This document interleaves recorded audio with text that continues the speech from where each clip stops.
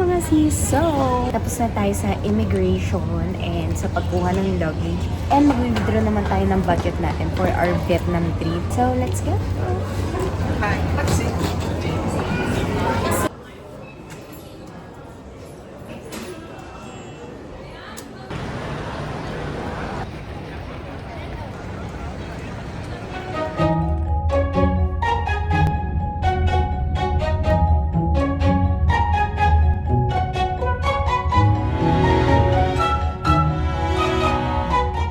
We're here guys. Nakababa na kami sa aming Grab. Kaya lang, sobrang sikip ng daan. So, pinaglakad na lang kami. Ayan, yan yung Kunkin Garden. Okay guys, so we're here, Kunkin Garden apartment. Then, ayan siya. Let's go inside. Okay. Okay. Paakyat. Yes. Okay, thank you. Ayan, tinulungan kami ni sir. Ganda. It's so nice.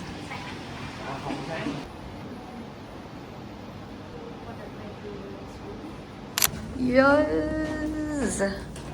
Okay, you go here. Please open that door by the handle. Perfect. Oh my gosh. Oh, so nice. Hi mga sisi ko! So we're here na. Naka-check-in na tayo. Biglang humina yung boses dahil medyo compact lang pala dito. Very, very maliit lang. So, pagpasok nyo dito mga sisi is mayroon kayong makikitang mga sleepers. Tapos meron dito oven. Tapos ito ay trash can. And then meron silang ref. Okay, paano yun? Oh my gosh. May paano sila dyan. Complimentary. And then, meron na dito kagad na sink. And may hand wash. And then, may paganito sila. Meron na tayong pa-coffee and tea dahil libre daw yan mga sis. And then, meron tayong TV dito. Pero, punta muna tayo dito mga sis. Meron tayo ditong small CR. Ayan siya. As per checking, it's clean naman. And then, punta naman tayo dito. Ayan, meron lang dito silang sofa. And then, ito yung pinaka-bed natin. Very compact lang. And, pero gustong-gusto ko yung design niya. Very minimalist, na may pagka-artsy. Then, tingnan natin. Hindi ko alam kung may view to eh. The moment of truth. The moment of truth. May balcony siya. Pero okay ba to? The view. The view is the wall.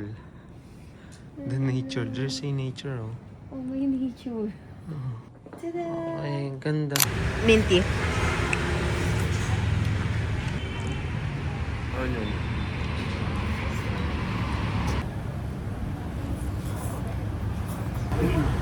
Sarap. Sarap siya. Sarap ng hangin.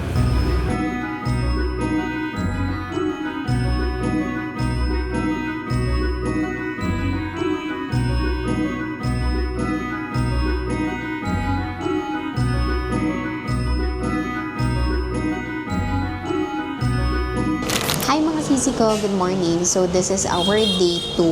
Ayan, isa-serve na. So pagkarating namin ng airport, sobrang bilis lang kasi we are expecting na mahaba yung pila and all that. Pero wala talagang pila.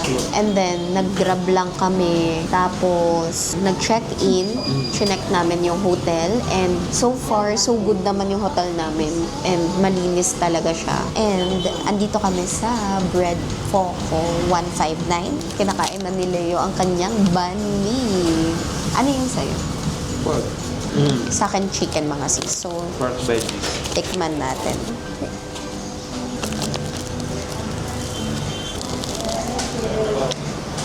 Ang sarap. Oh.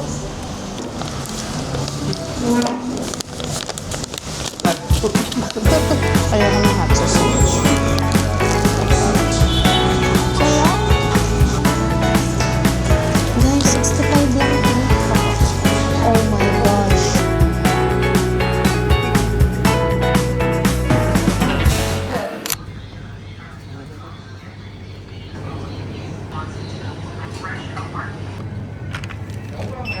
So mga sis, meron silang ganto. This one is winter melon juice. And then this one is salted calamansi. This one is calamansi tea.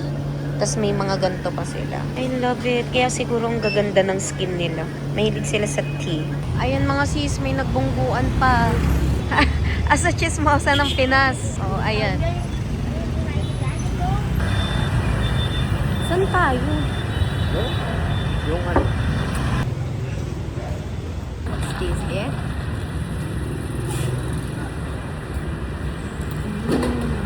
Sarap. Sarap.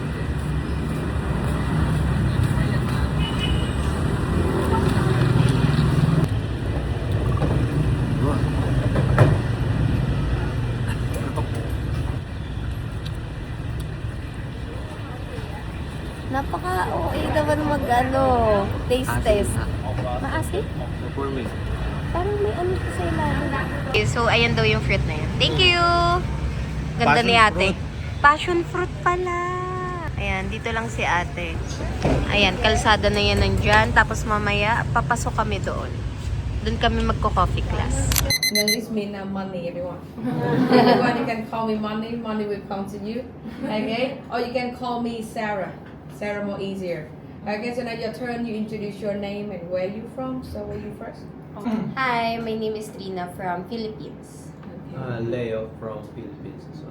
So everyone, today we will learn how to make 4 kind of coffee.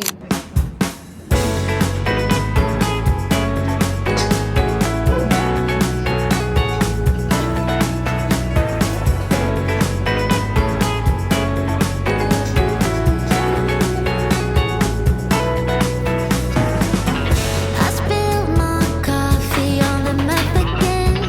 Guess the universe is drawing plans. I missed the bus, but caught the breeze. Laughing loud beneath the trees.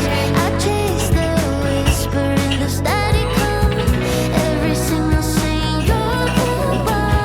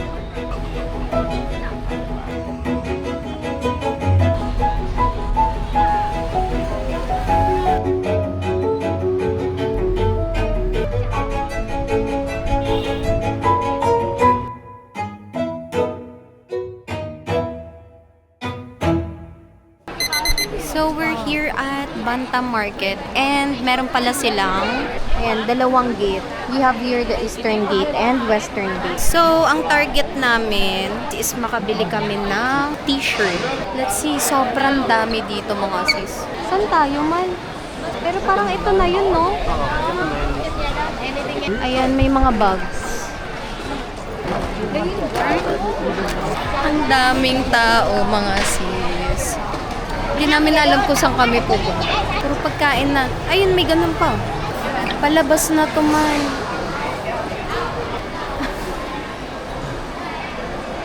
Kailangan muna natin humanap ng bestseller. What do you want? Which one?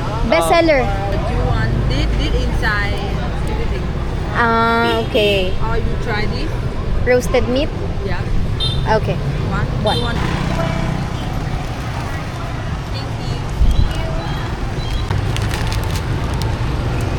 Kamusta?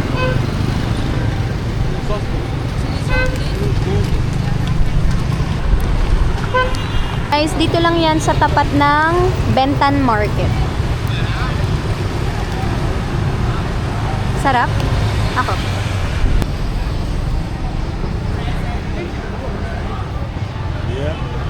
Yeah.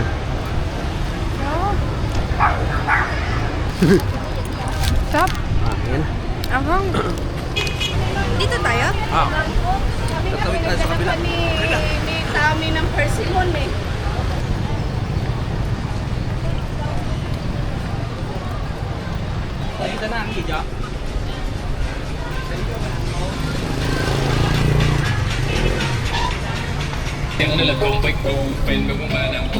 Narinig ko si Joel Diretso.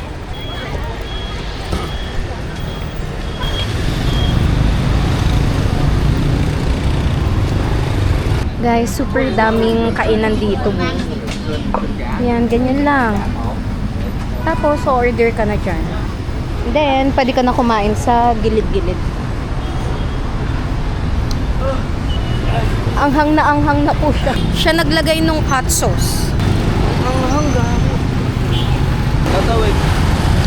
Kabila. Okay, tatry daw ni Leo. Itong calamansi. And, bibili rin kami uli ng water namin.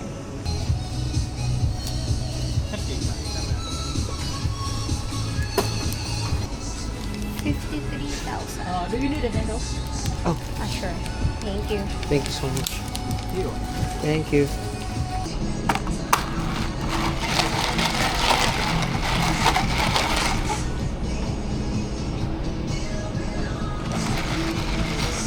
Kahit may ubo. Ang asim.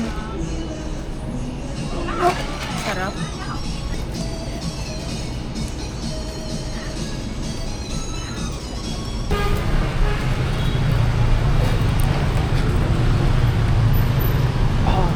Nasa yung phone ko? Nandito sa bulto. Wala pa rin akong soap. Ang mahal nga, 1,000, no? Hala, ang cool. Craft beer. So, if you want to chill, ayan. Ay, ito na yun? Oh, ito ba yun? Yung building na puro ano? Hindi, na puro clothes. Ito na yun. So, this place. May t-shirts.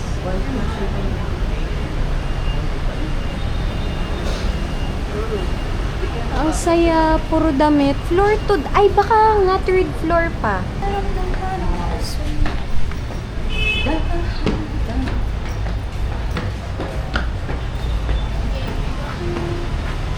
Ba't parang wala man? Wala talaga.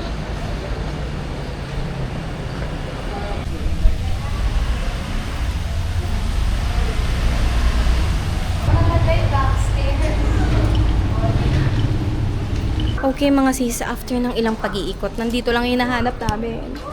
The Space Saigon. OMG. Finally. Okay, so nandito na tayo. Wala tayong ano kung hindi mag-check. Ito siya oh. How much is this? $4.90.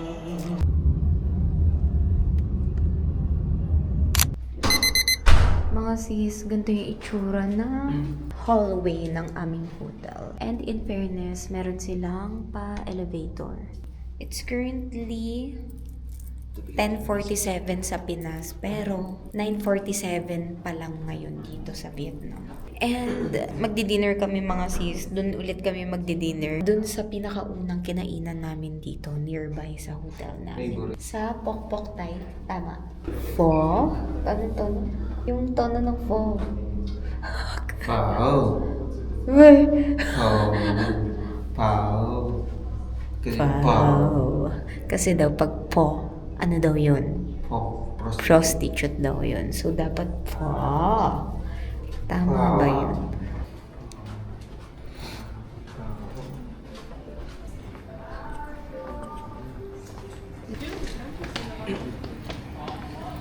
Ang cute dito mga sis, pag umaga, ina-arrange yung mga tables and chairs, tapos tumatambay sila dyan. Pwede mag-coffee, and everything. I think ito, ano pa rin yan, hotel.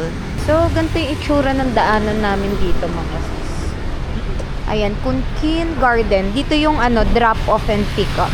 So, paglabas nyo ng kanto, kaliwa lang, tas dire-diretso lang, makikita nyo dun kumakain yung mga locals nila dito sa Taiwan, sa Vietnam. Kaya mukhang safe naman siya.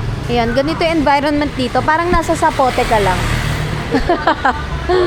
Parang galing ka lang Las Piñas. Kasi ito na yung overpass dito sa Zapote.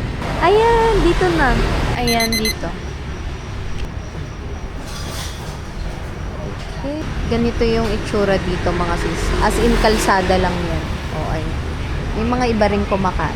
Alam niyo mga sis, kagabi, that's Friday night, super daming kumakain dito. And ano na yun to think na 11 p.m. na. Thank you! Ayan na, ito na ang ating food. Ikaw man, alam niyo nung unang mga sis, medyo kinakabahan ako dito. Pero nung nakita ko kagabi na may nag-work na naka-MacBook dito sa kantong to. As in, nag-work sila. Ayun, na-feel comfortable na kami. Pinupuntahan talaga or kinakainan ng mga locals. So, they do have spicy sauce. They do have lime. And ito yung maanghang. Akala nila yung hindi maanghang. And ito na yung trada natin. Tikman natin kagad. Malalasa. Tingnan naman. Tea. Parang yung mga nang-order sa coffee shop na ulo. Sarap siya pa. Ay, alam mo, parang gulaman. Tea gulaman. Second day pa lang namin, pero na-imagine ko na kapag umalis na kami dito. Ito yung mamimiss ko dito.